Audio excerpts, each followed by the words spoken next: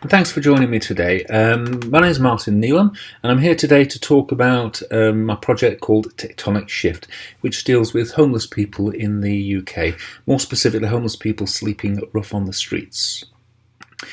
So if we move to the first slide, I make no apologies for this slide. This is basically what we're dealing with. There are people sleeping on the streets of the UK, which is, in this day and age, unacceptable. Nobody should have to live like this. There is no moral or financial justification for it. As an overview to the project, when I did my research, we're referring to roughly 5,000 people in the UK at the moment. The government puts it at 3,500, crisis estimate 4,500, so let's call it 5,000 as a nice even number. It's still too many people in this day and age to be sleeping outside without a proper roof over their head.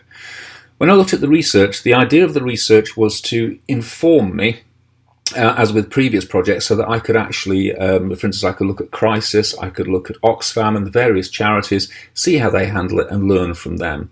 It didn't work that way, I'll be honest with you. I became increasingly annoyed with the more research that I did and the more anomalies that I found. You know, to give a simple example, the government sending £13.4 billion a year on foreign aid. When people are still sleeping on the streets in the UK. This image in the middle, you can see here, there's this gentleman sleeping within sight of the Houses of Parliament. Now, I'm not suggesting this is a serious solution, but just to put this into perspective, if we put £13.4 billion 1 year's worth of foreign aid back into the homeless situation, we could afford to spend £2.5 million per homeless person, rehousing that person, retraining, and doing whatever else we need to do. Again, not a serious suggestion, but it helps to put it into perspective. And then you look at charities. Charities are making the government look small time. We have a £75 billion turnover each year in the UK from various charitable causes donated by the public.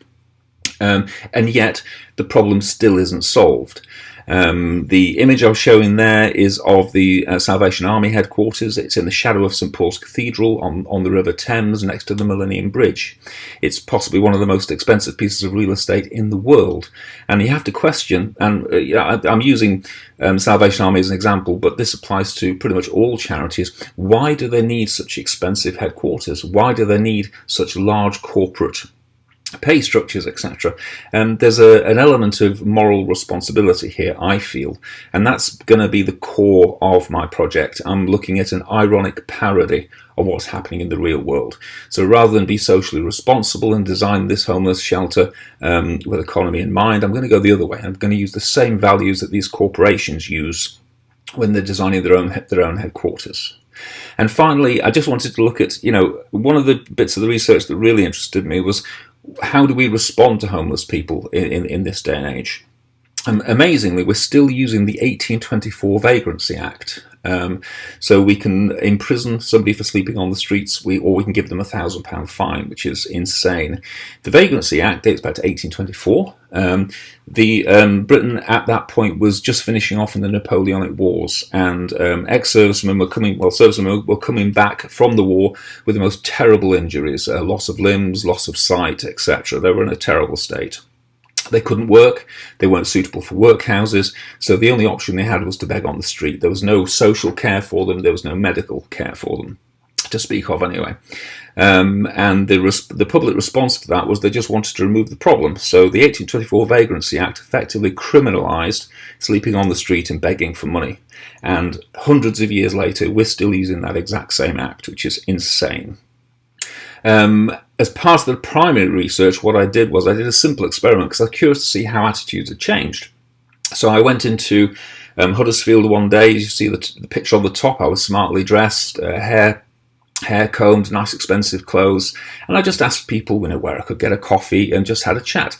And it was a lovely day. People were responding to me well, making eye contact and chatting away. I then didn't wash or shave for 2 weeks after that. I put old clothes on and did exactly the same thing, and the response was remarkable. Nobody spoke to me. They literally crossed the street to avoid me. They wouldn't make eye contact with me. And it just shows hundreds of years later, people's attitude. I was judged purely on my appearance. I was still the same person. I was intelligent, articulate, I was polite, but nobody would engage with me. And that spoke volumes for me.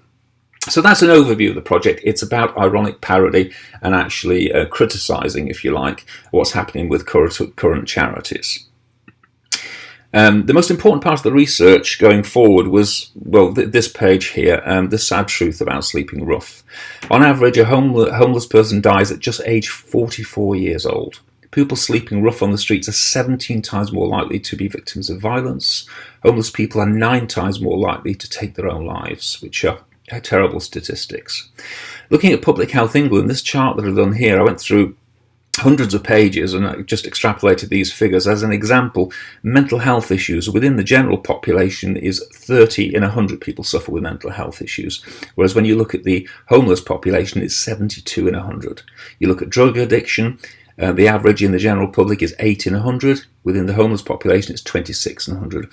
So it just helps to clarify the fact that we're dealing with a very complex situation with homeless people, and there are problems that have to be dealt with. Bottom right is the Maslow's hierarchy of needs. The more research I did on charities and how they operate is that they're only dealing with the physiological needs, this bottom tier of this chart: air, water, food, shelter. And what we need to be doing is moving up this chart, looking at safety needs, love and belonging, esteem and self-actuality. We need all these things in place if we're actually going to help these people reintegrate into society.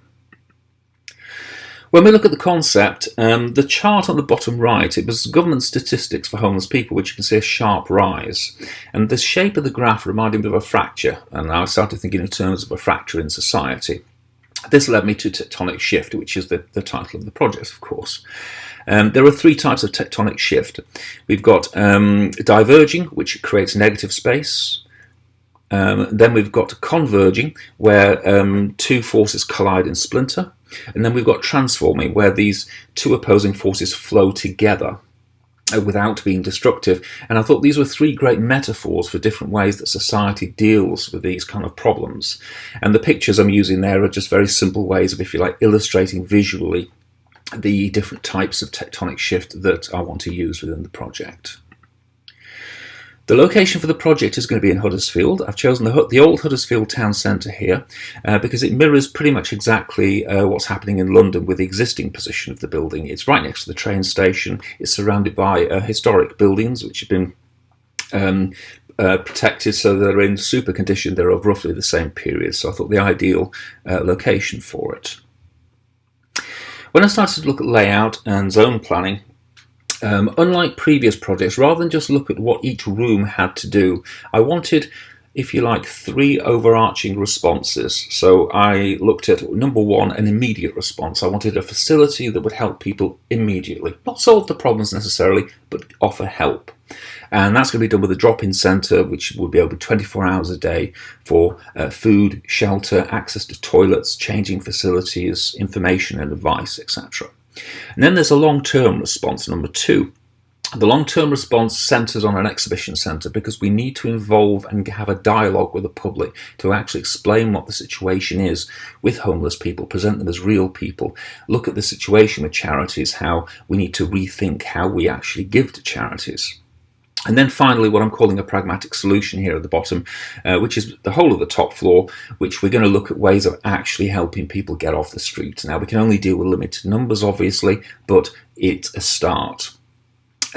The chart on the right hand side, you can see the building. I've just done a very basic diagram. We have to consider the relationship of all these spaces both vertically and horizontally because of the complexity of the building. So that's been considered very, very carefully. For instance, the purple area is a medical centre. I've put the medical centre above the drop-in centre so that anybody, even if they're just dropping in at any time of day or night, has access to medical facilities.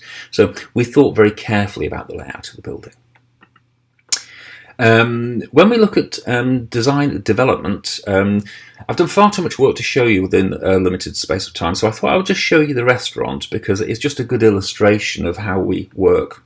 So on this drawing number 1, you can see this was one of our original ideas. We wanted to create a series of curves and flowing forms. So we did this diagram.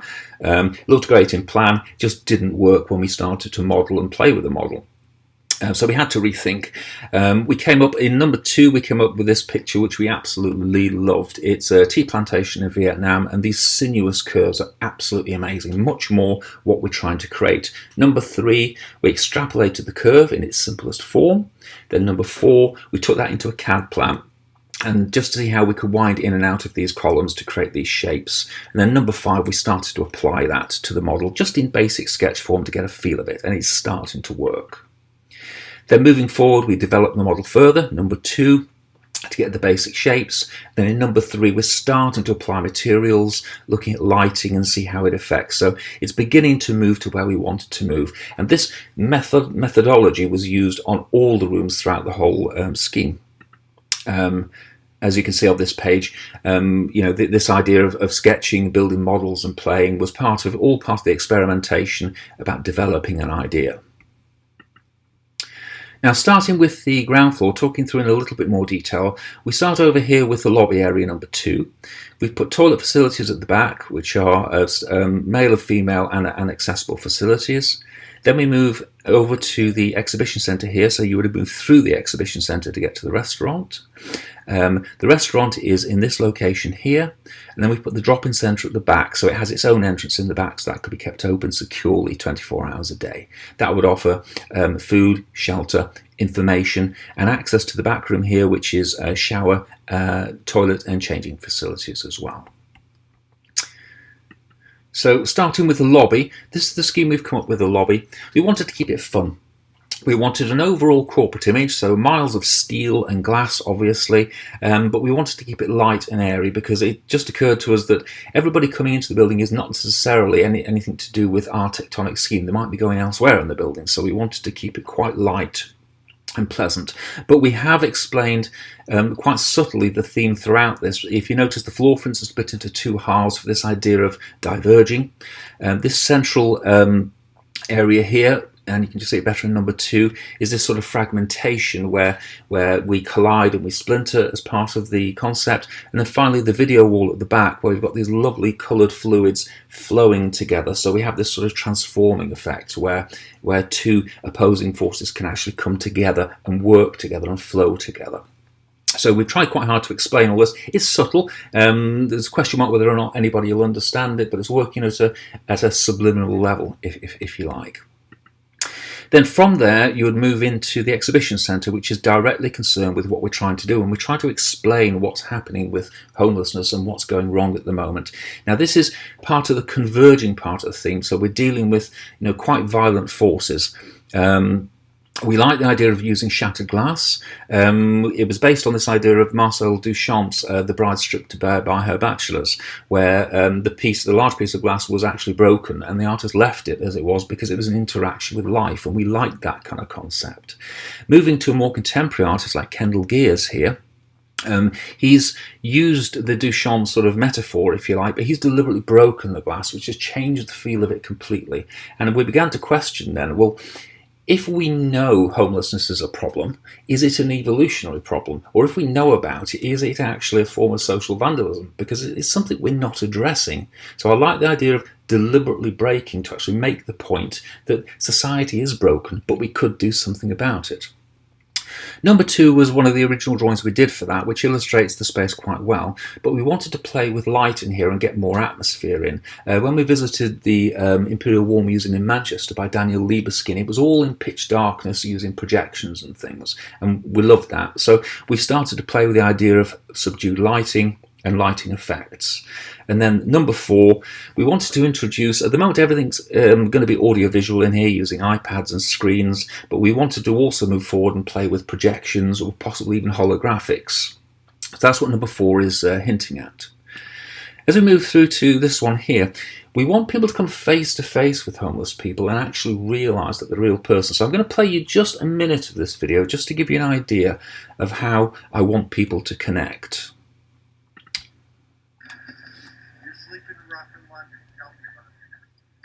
About 7 months ago, I had a massive nervous breakdown, and within 6 weeks, my whole life spiraled out of control. My relationship broke down, I lost my job, and then I lost my accommodation.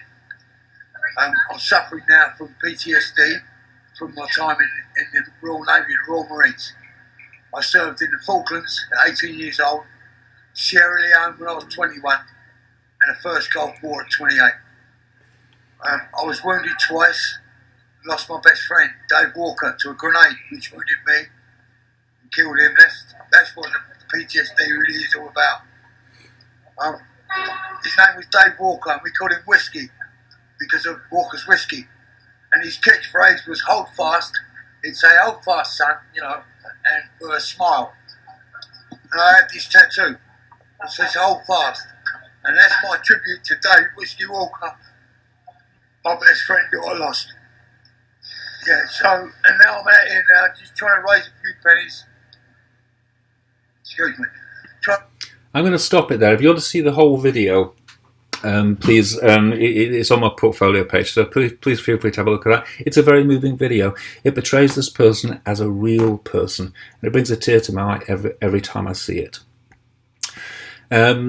As we move through into the restaurant area, a completely different theme. We're using flowing forms here. So I've looked at daytime lighting, I've looked at nighttime lighting from a lower level, and we want to use water in here and biophilic elements, bringing plants in. We're using bronzes and coppers to give this really rich feel. This will be an a la carte restaurant. And there is an irony of that, of course, as far as people will be asked to pay large sums of money for large plates, very small portions of food. Chances are that bottle of wine in the background could feed a homeless person for weeks. So there's an irony to this. And of course, directly behind this is the Dropin Centre, where you'll get a huge plate of food free of charge to people that really need it. So I like that play on irony. As we move through to the Dropin Centre, I'm using much more hardware and materials in here. I'm using natural oak, reclaimed oak onto the floor, concrete onto the walls, stainless steel worktops. It's open 24 hours a day. It's going to have a lot of hammer, and it's got to cater for that. Number 4 shows a toilet, shower and changing cubicle that I want to do. So we're doing these in sets of 8 or 10. So that we've got facilities there, the kind of thing that we accept as every day. We accept toilets and changing facilities. These people don't have that, and we have to provide it. As we move through to the upper floor, this whole right-hand area here is for accommodation. Then we move through to the central lobby, administration here, and a learning education centre, and then a wellness centre here. And obviously we're going to have to segregate these off so that they are entered via a swipe card, so it's for residents only.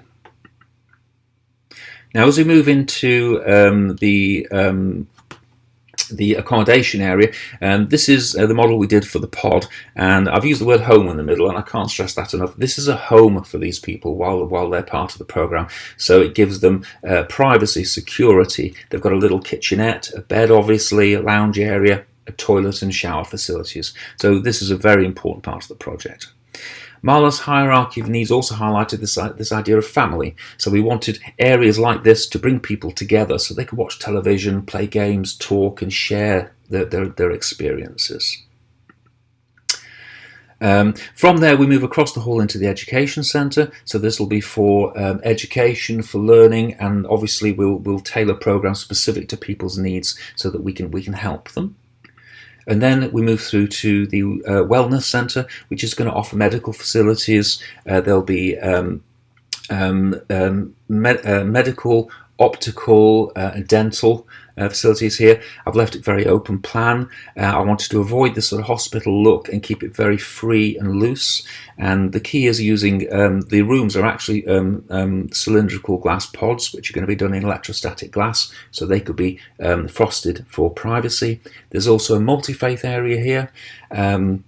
And there's also a hairdressers here. As silly as it sounds, sometimes well-being is just as much having a shave and having a decent haircut. So we're trying to cater for all of this. So I've got about a minute left to round off. What I feel after all the research and all the work that we've done is that, this image from Banksy on the left-hand side sums it up. Keep your coins. we need to change. It's as simple as that. We need to reassess how we give to charities and what the charities are doing with that money. It's a £75 billion business, and from what I can see, they're not being effective. If there's one person sleeping on the street, they're not doing the job correctly. Now, when we look at somebody like Jeff Bezos, quite surprising to name him because he gets a lot of bad press, and yet he's done the Amazon Now concept at the top here, where you can meet a person in the street, speak to them, ask what they want, and within the hour it'll be delivered to them. A warm coat, a pair of shoes. He's bypassed the normal route through charities. He's also used his own money to do an 8-floor, 63,000 square foot family homeless centre in Seattle. That's not mentioned in the press anywhere. Now, I think that people like Jeff Bezos, Bill Gates, Richard Branson should be looking at the problem. I'm not saying these people particularly. I'm thinking about people that think in the way that they think, business people that can think out of the box. We need to reevaluate how we give to charities and how charities operate with that money. So that's the end of my presentation. Run very slightly over. I do apologise. I hope you've enjoyed it, and thank you very much for listening. It really is appreciated.